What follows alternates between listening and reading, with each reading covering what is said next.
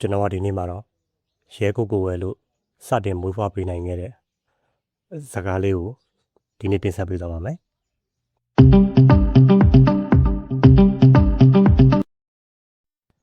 ပထမဆုံးပွဲဥထွက်ဇာတ်ကားတကားနဲ့တင်ပေါက်သွားတဲ့မင်းသားကြီးတော်တော်များများရှိပါတယ်အဲ့ဒီထဲမှာရဲကိုကိုကတော့ထိတ်ဆုံးကပါဝင်ပါတယ်သူကဒီငရဲရလာသူပြဖို့မကြောက်ဆိုတဲ့သူ့ရဲ့ပွဲဥထွက်ဗီဒီယိုဇာတ်ကားနဲ့သူကရဲကိုကိုဆိုပြီးတော့ပေါက်သွားခဲ့တာဖြစ်ပါတယ်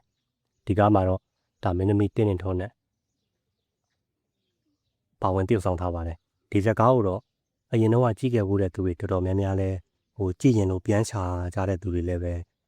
မနှဲလာဘူးထင်ပါတယ်ဒီဇာတ်ကားလေးရဆိုလို့ရှိရင်တော့fighting အကျန်းအုံမှာdrama ပုံစံမျိုးနဲ့ရောပြီးတော့ဒါရဲကိုရဲ့ဘယ်သူနဲ့မှမတူတဲ့ကကွက်တွေကိုလည်းတွေ့ရမှာဖြစ်ပါတယ်အဲ့ဒီတော့ကကျွန်တော်တို့အိန္ဒိယကားကြီးတော်တော်များများအကတွေပါတွေခေတ်စားတော့ရဲကိုကလည်းသူ့ဇာတ်ကားတွေထဲမှာဒီလိုမျိုးအကတွေပါတွေကိုထည့်သွင်းပြီးတော့ကတာမျိုးပေါ့အဲ့ဒါကိုလည်းသူပွဲဥထွက်ဇာတ်ကားမှာတင်လှုပ်သွားခဲ့တာဖြစ်ပါတယ်ဒါမှမဟုတ်သူကအိန္ဒိယကကွက်ပုံစံမျိုးတွေကိုတုံးတာမဟုတ်ပါဘူးအနောက်တိုင်းကကွက်ပုံစံမျိုးတွေနဲ့ပြီးတော့မက်ကရက်စင်ကကွက်ပုံစံမျိုးတွေကကွက်ဆန်းတွေကိုသူထည့်ပြီးတော့တုံးသွားတာဖြစ်ပါတယ်အကလည်းတော်တော်ပိုင်နိုင်တယ်လို့သေုပ်ဆောင်ကလည်းကောင်းတယ်ဒါရုပ်ကလည်းပဲဒါပရိသတ်တွေတော်တော်များများကြိုက်ကြတဲ့ပုံစံမျိုးဖြစ်တယ်သေုပ်ဆောင်လည်းကောင်းတယ်ပေါ့ fighting ထိုးကြိတ်တွေကလည်းကောင်းတယ်ဒါကြောင့်လည်းပဲဗီဒီယိုဈေးကွက်မှာအကြီးမားဆုံးဈေးကွက်ကိုပိုင်ဆိုင်သွားခဲ့တာဖြစ်ပါလိမ့်မယ်ဒီစကားကိုတော့တော်တော်များများလည်းပြန်ပြီးတော့ရှားကြလိမ့်မယ်လို့ထင်ပါတယ်အခုတော့Silver Lion Film channel ကနေပြီးတော့ဒါသူပြန်တင်ထားပါတယ်ဒါမဲ့ပြန်တင်ထားတော့ကျွန်တော်ကြည့်လိုက်တဲ့ချိန်မှာဇကားဖလင်ပျက်စီးမှုနည်းနည်းရှိခဲ့မယ်လို့ထင်တယ်ဘာဖြစ်လို့လဲဆိုတော့အတမိုင်းဆိုင်ရာမှာလည်းနည်းနည်းလေးပြဿနာလေးတွေတချို့တွေ့ရပြီးတော့တချို့သောစင်းကြီးတွေလည်းနည်းနည်းမပါဘဲနဲ့ကြံခဲ့တာမျိုးလေးရောရှိပါတယ်ဒါမှမဟုတ်ဘလို့ဖြစ်ဖြစ်ကိုယ်ဇကားလေးကိုဒီလိုမျိုးပြန်ပြီးတော့ကြည့်ရတာနဲ့တင်ကျွန်တော်တို့ပြန်ချကြည့်မဲ့သူတွေတော်တော်လေးကိုဘယ်လိုပြောရမလဲတန်နေပြီလို့ပဲပြောမှာပါဒီကားကတော့ကျွန်တော်ထင်ပါတယ်အခုတင်ထားတဲ့ဒီဇာတ်ကားလေးကနောက်ထပ်2ပိုင်းလောက်ဆိုလို့ရှိရင် view ကတော့မီလီယံလောက်ထိကိုရောက်သွားနိုင်မယ်လို့တော့ကျွန်တော်မျှော်လင့်မိပါတယ်အဲ့လောက်ထိလည်းရောက်သွားနိုင်ပါတယ်ဘာဖြစ်လို့လဲဆိုတော့တော်တော်များများလဲကြိုက်ခဲ့ရတဲ့မင်းသားနဲ့ကြိုက်ခဲ့ရတဲ့ဇာတ်ကားဖြစ်လို့ပါပဲရဲကိုကဒီငရဲလာစုပြဖို့မကြောက်ဆိုတဲ့ဇာတ်ကားလေးနဲ့ဒါရဲကိုဆိုပြီးတော့စပြီးတော့ဖြစ်လာခဲ့တယ်ဆိုတော့အမှားပါဘူးဇာတ်ကားလေးနဲ့ပတ်သက်ပြီးပြောရမှာဆိုလို့ရှိရင်တော့အန်ဂျော်ကြီးတို့ဒါလူမိုက်ဖွဲ့ပေါ့အဲ့ထက်မှာလူချမ်းဦးမင်းစိန်တို့တခြားလူချမ်းတွေပါမယ်တူတယ်သူတို့ကရဲကိုရဲ့အဖေကိုအမှ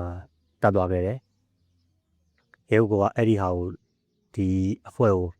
ဒါကလစားပြန်ချီတဲ့ပုံစံမျိုးပေါ့ခက်ကြမ်းကြမ်းပုံစံနဲ့ကလစားပြန်ချီတဲ့ပုံစံမျိုးပေါ့ပြီးတော့သူ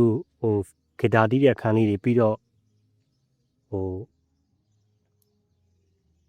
တော်တော်များများလဲတွေ့ရပါတယ်ဒရာမာဆန်မှfighting နဲ့ရောထားတာဆိုတော့ဒရာမာကြိုက်တဲ့သူတွေလည်းပဲကြိုက်ကြတယ် fighting ကြိုက်တဲ့သူတွေလည်းကြိုက်ကြတယ်ဆိုတော့အဲ့လိုမျိုးနှစ်မျိုးနှစ်စားပေါ့အဲ့လိုပုံစံမျိုးလေးနဲ့တော့ဒါကျွန်တော်တို့တွေ့ရပါတယ်ဒီဇာတ်ကားလေးကတော့အခုပြန်ရှာကြည့်လို့တော့ရနေပါပြီကျွန်တော်လည်းပြီးခဲ့တဲ့ရက်ပိုင်းလောက်တော့မှတွေ့လို့ဒီဟာလေးကိုပြန်ကြည့်ပြီးတော့ကိုလိုမျိုးဗီဒီယိုလေးကိုလုပ်ပေးခဲ့တာဖြစ်ပါတယ်ဒါရဲကိုရဲ့အကောင်းဆုံးကားကြီးထဲမှာတကားဆိုလို့ရှိရင်လည်းမမပါဘူးသူ့ရဲ့အစာပိုင်းအနုပညာလှုပ်ရှားမှုဖြစ်တဲ့အတွက်ကိုဒါတမျိုးတစ်ပုံကြည့်လို့ကောင်းပြီစိတ်ဝင်စားဖို့တော့ကောင်းပါတယ်ဒါကြောင့်ကျွန်တော်ဒီနေ့မှာတော့ဒါရဲကိုရဲ့ပွဲဥထွက်ဗီဒီယိုဇာတ်ကားလေးဖြစ်တဲ့ငရဲလာစုပြဖို့မကြောက်ဆိုတဲ့ဇာတ်ကားလေးကိုဒါဒီလိုမျိုးလေးဗီဒီယိုလေးလုပ်ပေးခဲ့တာဖြစ်ပါတယ်ကြည့်ရှုအားပေးနားဆင်ဖို့အတွက်လည်းဒါဒီနေ့အတွက်လည်းအားလုံးကျေးဇူးတင်ပါတယ်ပြန်ရှာကြည့်မယ်ဆိုလို့ရှိရင်လည်းပဲကျွန်တော်ပြောတဲ့ channel မှာပြန်ကြည့်နေလို့ရနေပါပြီဒါဆိုတော့ဒီနေ့ဗီဒီယိုလေးကတော့ဒီနေ့တော့ဒီလောက်ပါပဲကျေးဇူးပါ